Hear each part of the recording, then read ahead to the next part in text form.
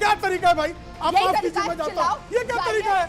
नमस्कार व्यूअर्स, स्वागत है आपका सीएनबीसी आवाज के टक्कर में। और सीएनबीसी आवाज के टक्कर में आज दिन है वीकेंड की सबसे भरोसेमंद चर्चा। सियासत का तापमान यानी पारा बेहद हाई है। हम ऐसा इसलिए कह रहे हैं क्योंकि नया साल चढ़े अभी 4 हफ्ते भी नहीं हुए हैं, लेकिन 4 बड़े सियासी मुद्दे सामने आ चुके हैं। एक तरफ भारतीय जनता पार्टी ने 2024 में अब तक की सबसे प्रचंड जीत का दावा कर दिया है। 2024 का विजय मंत्र पेश करते हुए प्रधानमंत्री मोदी ने कहा कि मौजूदा कार्यकाल में जनता की सेवा के लिए अब सिर्फ 400 दिन बचे हैं। इसलिए बीजेपी के लोग, बीजेपी के कार्यकर्ता जनता की सेवा में पूरी ताकत अब झोंक दे। दूसरी तरफ भारत जोड़ने के लिए निकले श्रीमान राहुल गांधी की पार्टी में टूट का सिलसिला एक बार फिर जारी है। तीसरी तरफ अरविंद केजरीवाल, अखिलेश यादव और केरल के सीएम पी विजयन के साथ मिलकर केसीआर एक नया सपना देख रहे हैं, अपना एक नया मोर्चा बना रहे हैं, उसका दम दिखा रहे हैं, जिसमें ना कांग्रेस है, ना टीएमसी, ना जेडीयू, ना आरजेडी। और चौथी तरफ रामचरितमानस से लेकर सेना पर बिगड़े बोल तक बिहार की महागठबंधन की सरकार में भी जबरदस्त बवाल है। लेकिन सबसे बड़ा सवाल है कि मौजूदा सियासी हाल में कौन कितना मजबूत है। क्या विपक्ष नरेंद्र दामोदर दास मोदी का मुकाबला कर पाएगा, बीजेपी का मुकाबला कर पाएगा? आज इसी पर होगी जनता के बीच सबसे बड़ी सियासी चर्चा यानी सियासी मंथन। –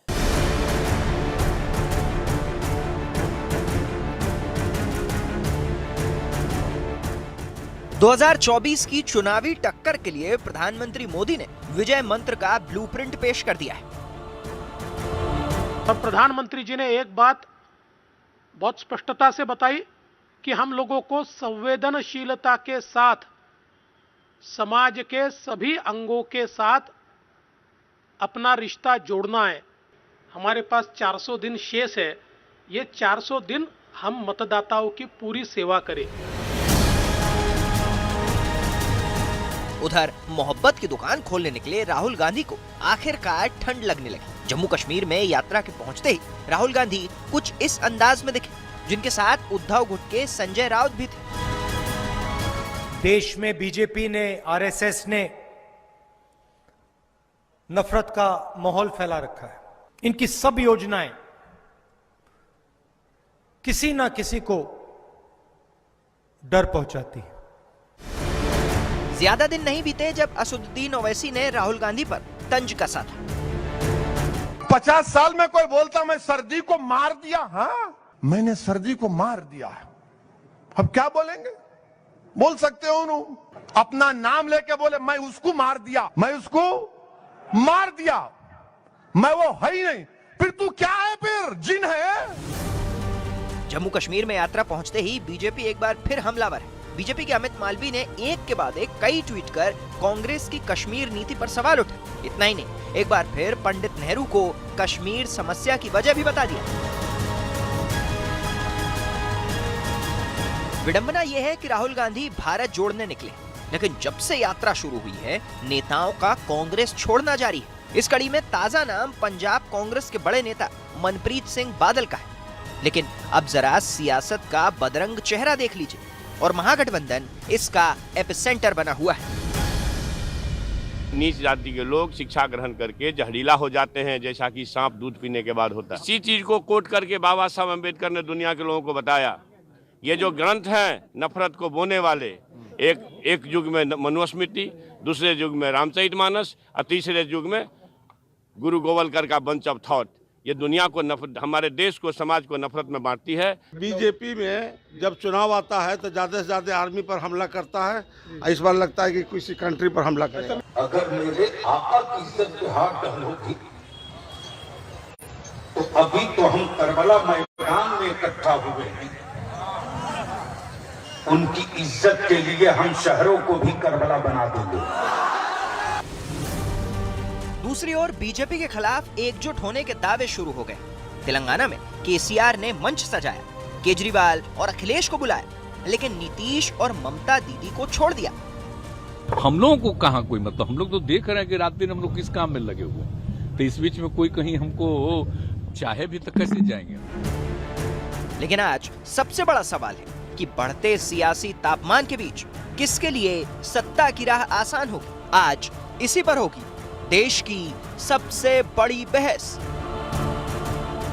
तो स्वागत है आपका देश की सबसे बड़ी चर्चा में।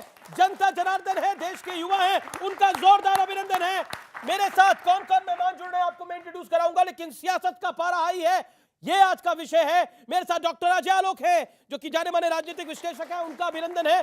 मेरे साथ प्रेम शुक्ला है, उनका अभिनंदन है, भारतीय जनता पार्टी के नेता है, प्रवक्ता है। मेरे साथ श्रीमान राजकुमार भाटी है, उनका अभिनंदन है, समाजवादी पार्टी के वरिष्ठ नेता है, प्रवक्ता है, उनका अभिनंदन है। मेरे साथ कलीमुल हाफिज है, अध्यक्ष AIMIM दिल्ली प्रदेश के, उनका अभिनंदन है जोरदार तालियों के साथ। और मेरे साथ राधिका खेड़ा जुड़ेंगी, कांग्रेस पार्टी की नेत्री और प्रवक्ता, उनका भी अभिनंदन है। आप तमाम लोगों का स्वागत है। लेकिन शुरुआत में मैं आपको 50-50 सेकंड देता हूं अपनी बात को रखने के लिए। डॉक्टर अजय आलोक, आपसे ही शुरुआत आज करते हैं। अक्सर आपको शिकायत रहती है कि आपके पास हम लेट आते हैं, आप ही से शुरुआत करते हैं। मेरा पहला सवाल डॉक्टर अजय आलोक आपसे यही है, 50 सेकंड के अंदर जवाब दीजिए। सियासत का तापमान तो बेहद हाई है और सबको पीएम की कुर्सी भी याद आ रही है। देखिए, स्वाभाविक है, विपक्ष है तो अपनी तैयारी करेगा, लेकिन एक आकलन मेरा ले लीजिए राजनीतिक विश्लेषक की तरह कि तमाम पार्टियां जितनी होती हैं, चाहे वो कांग्रेस हो, भारतीय जनता पार्टी हो, समाजवादी पार्टी हो, AIMIM भी हो जो कि पार्टी कहलाती है, हालांकि मुसलमान है वो, उसके अलावा और भी जितने JDU FEDU ये वो जितने ले लीजिए दाएं बाएं, ये सब पक्षी हैं। पक्षियों में एकता होते देखिए आपने कभी?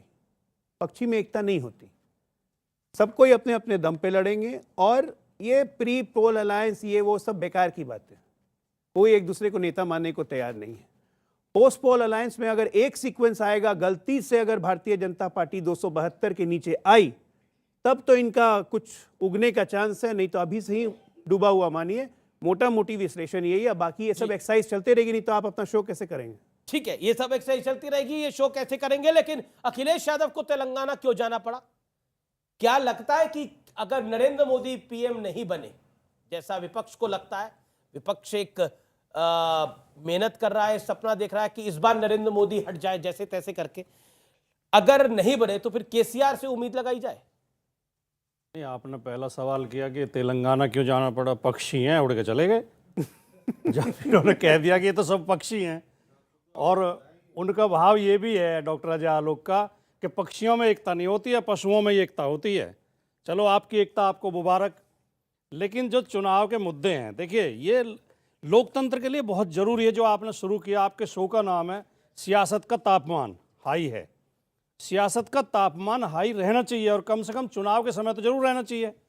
राजनीतिक पार्टियां जितना मंथन करेंगी, जितना मुद्दे उठाएंगे, जितने चर्चा करेंगे, सरकार की कमजोरियों कमियों की आलोचना करेंगी, उन्हें जनता के सामने ले जाएंगी, जनता की भावनाएं सामने लाएंगी, तभी तो मतदाता सही फैसला ले पाएगा। तो ये तो लोकतंत्र की मजबूती के लिए बहुत जरूरी है और ये होना चाहिए। 50 सेकंड आपके पूरे, आपने 50 सेकंड में बात रखी। प्रेम शुक्ला, मैं आपका रुख करता हूं। सियासत का तापमान तो बेहद हाई है, लेकिन आपकी उम्मीद भी इस बार हाई हो गई। इस बार कह रहे हैं कि 2019